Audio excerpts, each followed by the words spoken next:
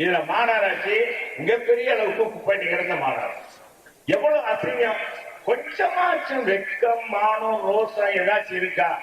ஏயா 40 மாநகராட்சி இருக்கு, அவங்க கணக்கு எடுத்திருக்காங்க. இந்தியா முழுவதும் 40 மாநகராட்சியில 20 லட்சம் மக்கள் வாழ்கிற பகுதியில இருக்கிற மாநகராட்சியை கணக்கெடுக்கும் போது அசுத்தமான மாநகராட்சியை மதுரை மாநகராட்சியை தேர்ந்தெடுக்கிறதுனா எவ்வளவு கேவலம், எவ்வளவு அசிங்கம்! அவங்க அசியப்படுறாங்களே இல்லையோ, மதுரை வாழ்ற நம்ம அசியப்படும். உண்மையா இல்லையா? உண்மையா இல்லையாப்பா? இப்படி இருக்கா? அதே மாதிரி பாத்தீங்கன்னா இதை எடுத்துக்கணும். நம்ம ஆட்சியில குடிமராமத்து திட்டம் கொண்டு வரணும். எவ்வளவு திட்டங்கள், எத்தனை இடங்களை நம்ம குடிமராமத்து திட்டத்தின் மூலமாக ஏரி குளங்கள்லாம் நீ தூர்வாங்க. வரலாம் இல்லையாப்பா? வரணும்.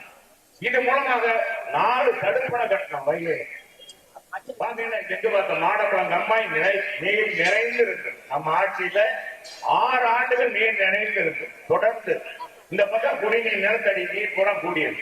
அதே மாதிரி பாத்தீங்கன்னா ஏவி பிரிச்சாங்க, தடுப்பணை கட்டி நம்ம மாரியம்மன் தெப்ப குளத்தை நிறைச்சாமா இல்லையா? அது நிறைந்திருக்கு.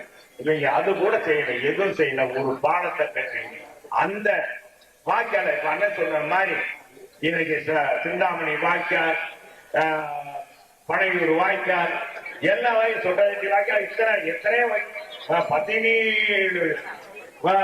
நதிகள் இது நம்ம மதுரையில ஓடிடும். அந்த காலத்துல எதுவுமே இந்த ஆட்சியில செய்யல.